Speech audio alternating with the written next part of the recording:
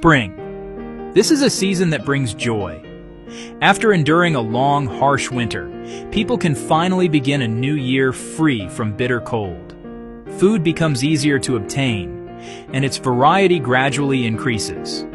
Thus, the transition from winter to spring marks the most important festivals of the year, not just for humans, but for dwarves, orcs, elves, and even ogres, who all hold their most significant celebrations in spring. Of course, the world is complex, and exceptions exist. For the inhabitants of the underworld, spring holds almost no meaning. These exceptions can reach extremes, like the snow sprites, a race that detests spring above all else. Regardless, for most humans, spring is invariably a joyous time. When warm, moist air currents laboriously cross the coastal mountains and reach the village of Rusland, its inhabitants knew spring had arrived once more. Nestled at the foothills of the coast mountains, Rusland was an insignificant speck within this vast, mile-long mountain range, just one of countless human settlements. It belonged to the domain of Baron Tuck, part of the Holy Alliance Empire. Yet even as the crow flies, Baron Tuck's castle lay nearly 300 kilometers away. Only during the autumn harvest did the villagers ever see the Baron's tax collectors. Only then did the Lord's presence become faintly noticeable. The Baron's taxes were light, merely collecting mountain-specific produce that scarcely affected daily life. Yet the village's output was limited. Any heavier taxation would threaten survival. Life in the mountains wasn't truly difficult, provided one worked diligently throughout the year. With spring's arrival, the fields outside the village needed tilling and sowing for summer crops. Hunters ventured into the forest, where beasts that had lain dormant through winter began stirring, seeking sustenance. They become exceptionally dangerous and aggressive. Yet certain special products from these beasts, such as glands used as precious medicinal ingredients or spices, reach peak quality only during the season, commanding the highest prices. Every year, hunters suffer casualties during this season, yet they venture into the mountains without fail. Thus, in Rusland village, the forest and hunting goddess receives the most devotion. After all, aside from the eternal dragon, the deities and faiths on the continent of Norland are as numerous as the stars overhead. The continent of Norland is a land of abundant resources, a land that reveres strength, and a land of rigid hierarchy. Even a remote and tranquil village like Rusland bears the deep imprint of its era. The villagers are simple and sincere, yet they equally revere the strong and despise the weak. This small hamlet of only a few dozen households still harbors an unspoken hierarchy.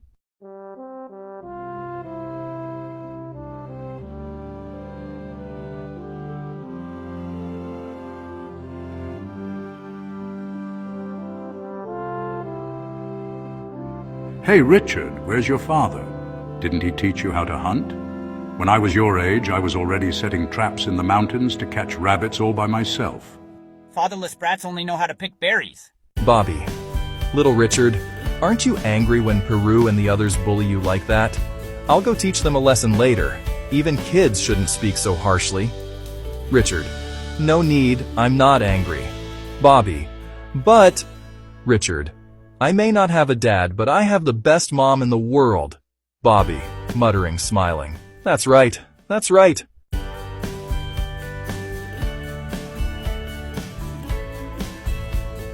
That year, little Richard turned 6. At 6 years old, he learned the art of happiness. The middle-aged man was named Bobby, the village blacksmith. The boy's mother was said to be a magic apprentice. When she arrived alone in Rusland village, little Richard was still in swaddling clothes. She wasn't a particularly beautiful woman, but she possessed a gentle grace. Her arrival brought a breath of fresh air to the small village of Rusland. For the first time, the village had a healer. No longer did villagers have to trek dozens of kilometers to the nearest town for minor ailments, or simply endure until they healed on their own. Her name was Elaine. she opened a small apothecary on the village outskirts. Though she could only prepare the most basic potions, she saved the lives of more than one villager in her first year. Thus, the village chief and elders decided to grant Elaine a plot of land, formally welcoming her into the community. Elaine became a member of Rusland. In the small village of Rusland, hunters were the most numerous. There were only 3 professionals: the blacksmith, Elaine, who also served as the doctor, and the village chief, a retired sergeant. These 3 individuals supported the entire village's operations. Life in Rusland village was quiet and slow-paced. Time slipped by unnoticed, and before they knew it, another spring had arrived.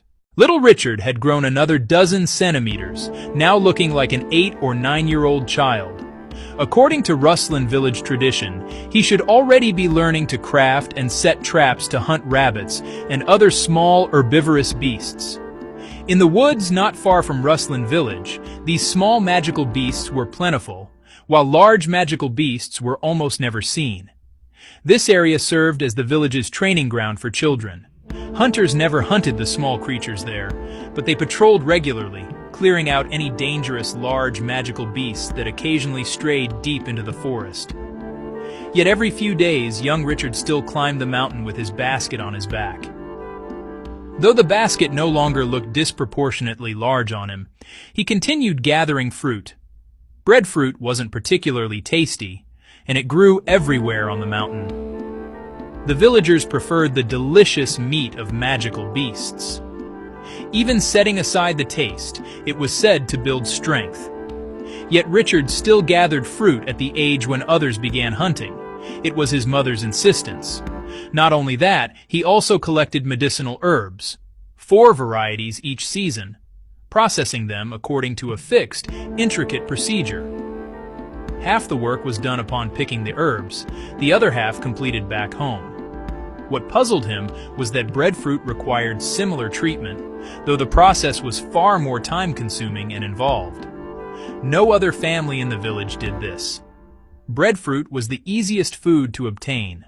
When ripe, it fell to the ground overnight, ready to be picked and eaten. Yet his mother insisted it must be harvested directly from the main trunk, with strict requirements for size, color, and a specific picking technique. Little Richard couldn't grasp the reason behind it, nor did he taste any difference in the flavor of the breadfruit brought home using the special method. Yet any breadfruit he picked without following the requirements was rejected by his mother. After several scoldings, little Richard stopped trying to be clever and instead diligently followed every tedious step. It wasn't until winter, when no more breadfruit could be picked, that his mother finally told him it was to teach him perseverance. That year, young Richard turned 7. At 7, he learned that perseverance was essential in everything he did. If there was one unpleasant memory from that age, it was having breadfruit for dinner every single night. This seemingly minor detail would eventually become one of the lingering nightmares of his childhood. A new spring arrived, yet Rusland village remained unchanged. Blacksmith Bobby was still single, Elaine's potion shop showed no signs of improvement, and the village chief remained as robust as ever, always leading the charge whenever formidable beasts appeared. Richard could finally begin learning to set traps. Meanwhile, Peru and his friends had already begun shouldering their short bows, joining the village hunters as they headed into the mountains. Having crossed the threshold of 10 years old, they could now be called youths. Their tall, straight figures would easily be mistaken for 15 or 16-year-olds in the city.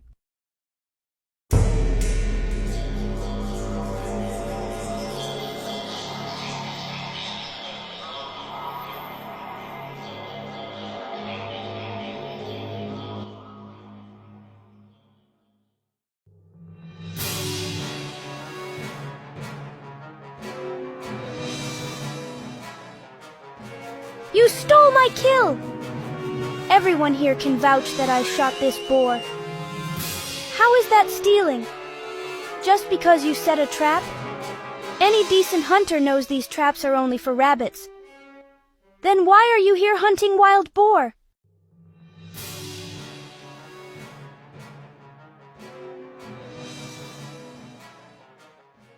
Still not convinced? Not convinced? Richard. Still can't fight back? Elaine. Yes. Little Richard. All right, I won't fight back, but I won't surrender either. In the days that followed, Peru picked on Richard several more times, each time beating him mercilessly. But even during the most brutal beating, when everyone else grew exhausted and Richard lay utterly unable to rise, Peru never heard the boy beg for mercy. Not even a groan escaped him. Each time they grew tired and prepared to leave, Richard would slowly crawl to his feet and stare silently at Peru. That calm, steady gaze suddenly sent a chill deep into Peru's soul. It was as if he were looking at a dead man. From that year onward, Peru began having nightmares. Later, every time he beat Richard, he would suffer nightmares for days afterward. Richard never resisted or struggled, and Peru grew increasingly robust, the physical disparity between them only widening. Yet every time he saw Richard, Peru would meet the boy's gaze, calm as still water, and then the nightmares would follow for days on end. One thing Peru couldn't fathom was why Richard never went to his father to complain. If the boy had done so, Pilu would have faced at least a few lashes. Yet from start to finish, Richard never mentioned the beatings to anyone in the village. The older boys gradually stopped picking on Richard. Then one day, when the boy stood before them with blood trickling from his lips, yet smiling at them, they scattered in a panic. That was the last time they ever troubled him. By the age of 8, Richard had learned resilience.